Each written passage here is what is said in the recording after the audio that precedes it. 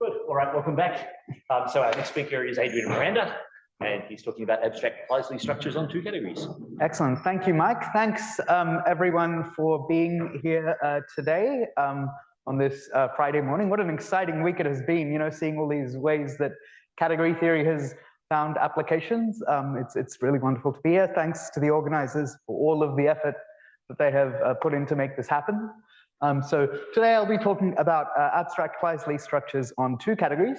And so I'll first kind of tell you the story of kind of the one-dimensional version of that. Oh, I should say that this is work that I did during my time as a PhD student. So thanks also to my supervisor, Steve Lack, for that. And I also should disclaim that my handwriting is nowhere near as good as Bryce's. So if there are any questions about, what does that say, please do ask.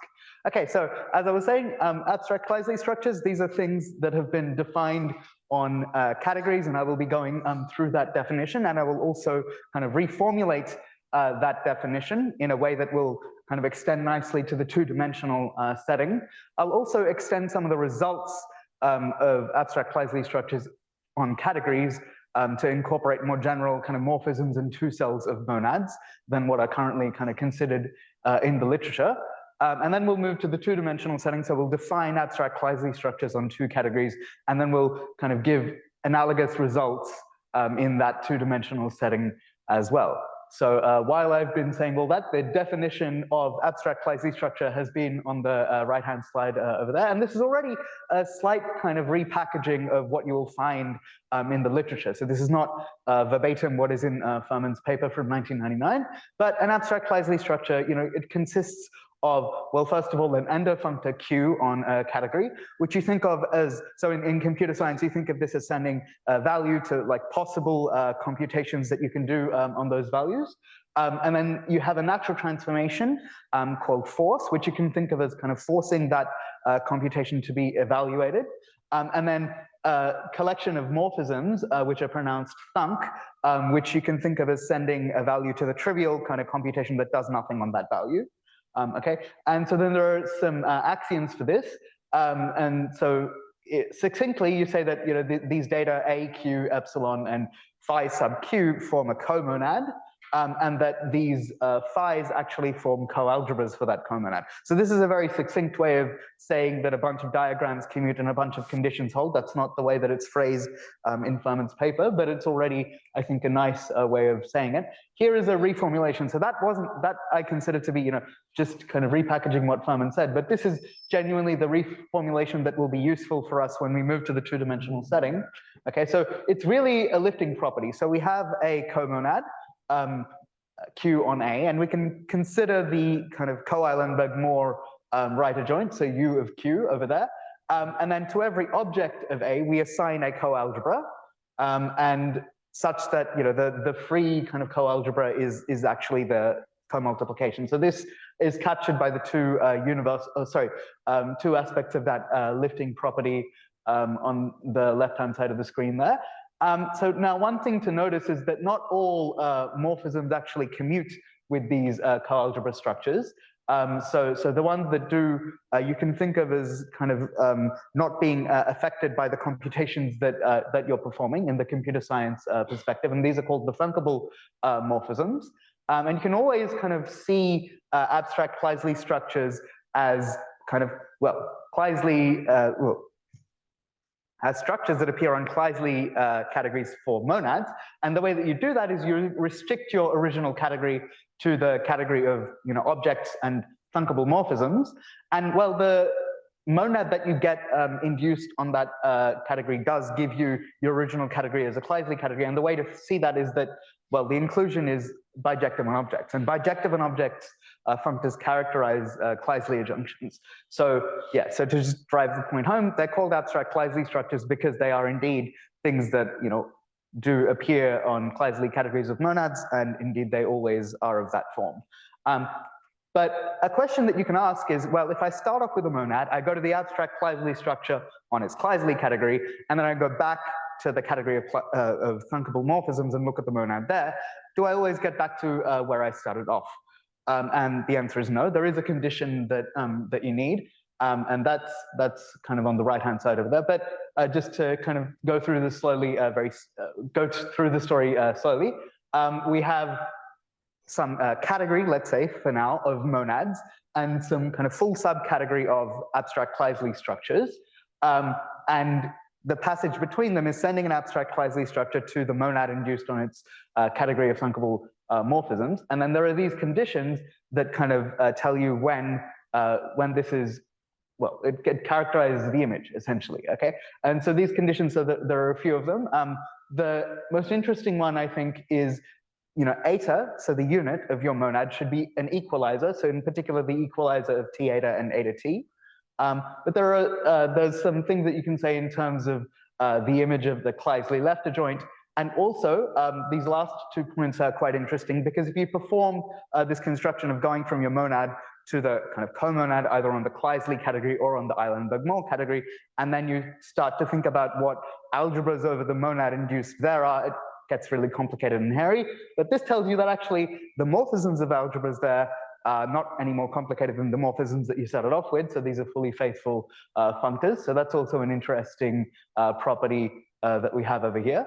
And so in the paper from 1999, Furman looked at, as I said, inclusion of categories and kind of reflection for that. And in my work, I've extended this to kind of more general morphisms of monads than the ones that he considered, and also to 2 different flavors of 2 cells that you might think of between monads. So let's talk a little bit about what those are. So the morphisms of monads, in my sense, are kind of commutative, so strictly commutative squares of functors, where those vertical arrows are the Kleisli left adjoints. Okay, so those are the morphisms of monads that I'm considering. And then, oh, here we go. Yeah, cool. And then the 2 cells of monads, well, there are 2 different 2 cells of monads that we're going to consider. And so either you have a pair of natural transformations that satisfy this nice commutativity condition, or you just have a natural transformation between the Kleisli categories. So these are 2 different kinds of 2 cells of monads that you can consider. And we have results, like analogous results, for both of them, which again say that these things are going to be fully faithful now in the 2-dimensional sense, and also reflective in the 2-dimensional sense. Okay, so now we're going to go on to the 2-dimensional setting, but now maybe is also a good time for me to briefly pause in case there are some questions about the 1-dimensional story. Okay, cool. So the 2-dimensional setting. So now we're going to be considering pseudo-comonads. So these are somewhat more complicated structures, but you can just think of them as comonads where everything that you're used to holds up to isomorphism, and all of those coherence data satisfy some further niceness conditions. And again, with pseudo-comonad, you can consider the 2 category now of pseudo-coalgebras. Over here. Okay. Just by convention, A will always be a 2 category and Q will always be a 2 functor. This does not lose any generality. You can always kind of, if you're interested in pseudo-comonads on bicategories, you can kind of move everything over using standard coherence results and just apply this theory. So anyway, so we're looking at pseudo-comonad on A, and we're looking at the forgetful from the 2 category of pseudo-coalgebras. And again, we have this lifting condition. So to every object, I assign a pseudo-coalgebra such that the pseudo-coalgebra that I've assigned to something of the form Q of X is the co-free one. So again, going to be given by our co-multiplication. So this is what the lifting properties here say. Okay, so that's all very nice and succinct, but there is, of course, an elaborate way of saying all of that as well, involving actual data, so for example, these phi's, and further data now witnessing the unit, so the usual unit and multiplication conditions for coalgebras. And then there are some, the commutativity conditions also give you these things, these equations that are written down over there. So, and there are further equations as well, so the coalgebra conditions also hold. So that would be a very kind of complicated thing to kind of write down directly. So I think it is quite a useful perspective to take on abstract Kleisli structures that, they're just given by this lifting condition. But we can do, sorry, was there a question? Okay, so we can do a similar construction. So we have this assignment, okay, well, this assignment from A to Q of A, which sends object to a coalgebra, a pseudo-coalgebra, and we can factorize that via a bijective on objects to functor, and then one that is given by actually an identity on the Hom categories. So this is bijective on objects followed by two fully faithful factorization. And so what that really means is I'm now just considering those. I'm considering all of my objects, but just those pseudomorphisms and two cells between them, between these particular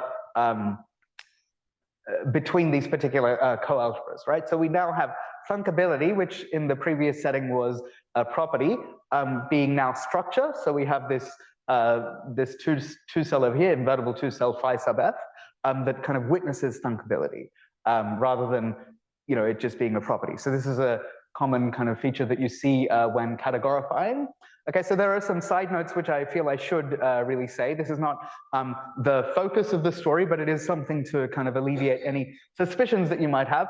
I mean, Kleisli constructions in the two-dimensional setting are a little bit more kind of complicated and technical than in the one-dimensional setting. So in the one-dimensional setting, you can talk about morphisms from say x to t of y, and then some funky composition. You can also talk about free algebras. There are various different ways, and these are also the enriched kind of notion of a Kleisli object.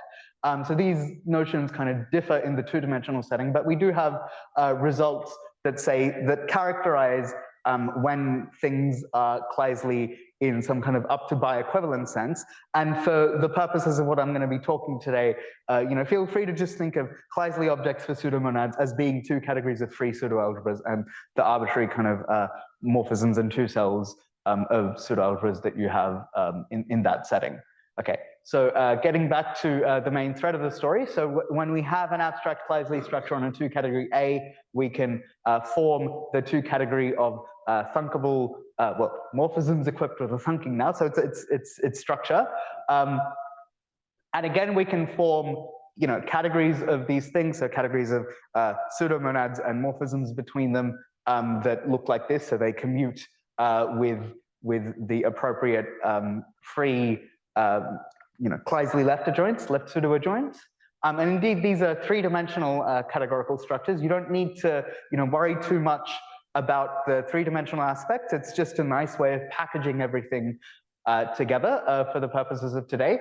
But suffice to say that there's a three-dimensional category of pseudomonads, and then there's some sub category of that involving abstract Kleisli structures on two categories. Okay, so again, so we're now going to look at the analogous results in the two-dimensional setting. So we have, for example, a morphism of pseudomonads. So if you start off with a pseudomonad on two category A, and you look at its the abstract Kleisli structure on its Kleisli two category, so the two category of free pseudoalgebras, then you can form this two category of morphisms equipped with a thunking and thunkable two cells, and you have this comparison, this nice comparison here. And this will actually end up being the unit for the reflection.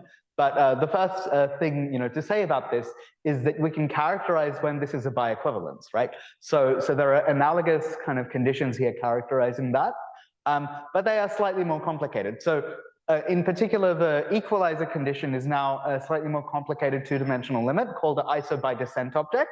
You don't need to worry too much about that, but essentially what we have is, well, more data. We don't just have S of eta and eta S. We now have mu and various other things and some two cells there as well as part of our pseudo monad structure. And this should be some kind of limiting data for all of that. And the limiting property should be in the up to equivalence sense now, rather than just up to isomorphism. So this is what I mean by an iso-by-descent object. So that's the analogous condition to the equalizer condition that we saw earlier. But also we have some conditions on kind of the Kleisli left adjoints. So it should be faithful on two cells, full on thunkable two cells, sorry, and on morphisms which are equipped with thunking.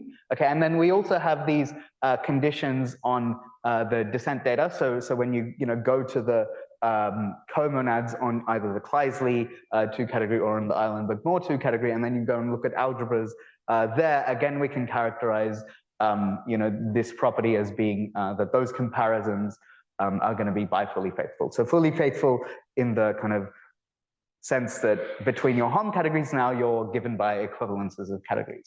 Okay, so that was all about what will essentially be the unit, and we do indeed have an adjunction. So if you pick the right kind of formulation, you can get this to be fairly strict, but suffice to say that we have some 3-dimensional category of abstract Kleisli structures on 2-dimensional categories, including into again some 3-dimensional category of pseudomonads, and this is reflective.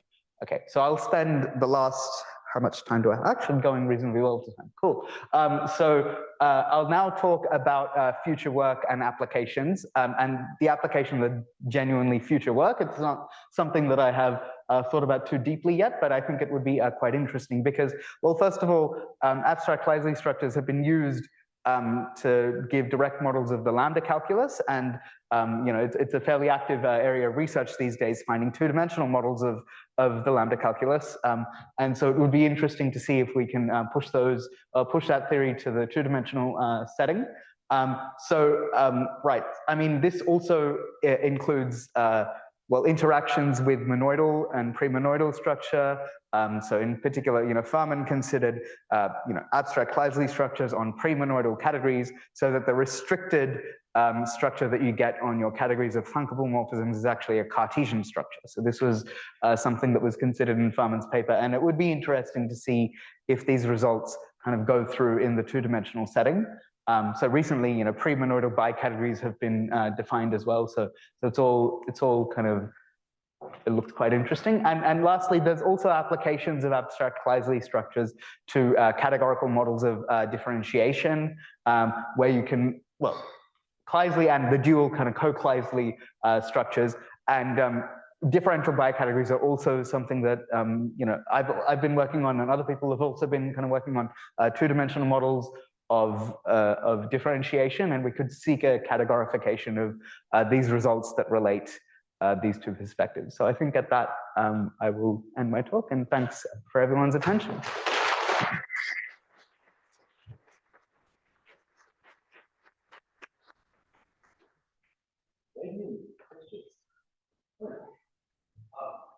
Maybe computer science brain behind your code, like a function from the unit,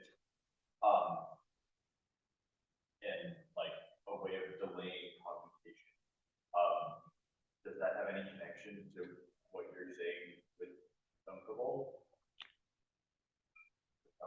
Right. So I think so. So the idea is, I should declare that I don't actually have that much of a background in computer science. So it would be great to chat more about this. But my understanding is that thunking sends potential values to potential computations that you can do on those values. And this idea of thunkability is essentially other programs or computations which commute with that operation. And so in general, not everything will commute with that operation.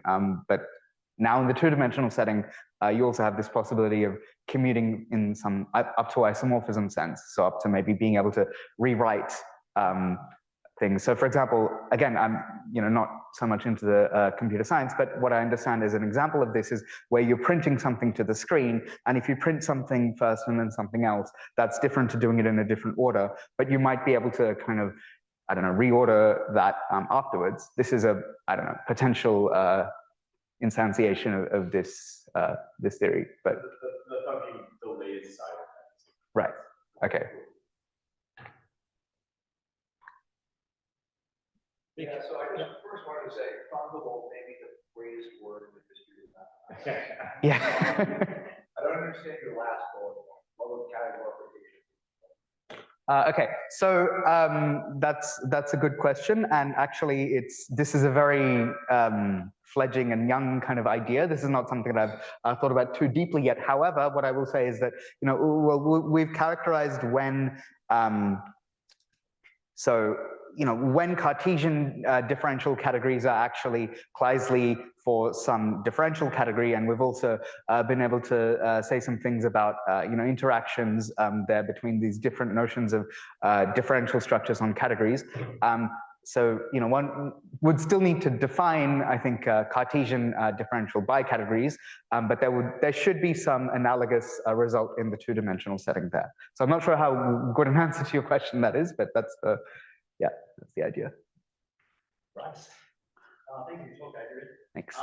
You told us a nice, like, two-dimensional story. I was wondering if, like, in your work doing this two-dimensional version, you gained new insights about the one-dimensional version of the abstract structure. Yeah, definitely. I mean, and that was really the first on the first slide. So this, I think, was well, to me at least, I think this is a really nice and succinct way of reformulating the definition that exists in the literature. So Furman, kind of defines abstract Kleisli structures in a very kind of hands-on way, which is all, which is great. But seeing it as a lifting property, I think, is quite a nice way of seeing the same structure. And it really is. I mean, this was a prerequisite to doing any of the two-dimensional work that I did. If I didn't have this perspective, I don't think I'd be able to, I might have tried writing down a definition, it might have been wrong and going back and forth and stuff, but having this in mind was like, okay, we can kind of try and see if this is now correct by trying to do the same work, and it all kind of fell out very well. So yeah. So trying to do the two-dimensional work gave you insights into the one-dimensional work. Yeah. Rather than doing the two-dimensional work later. Yeah. Any other questions? Okay, thank you, Adrian. Thanks.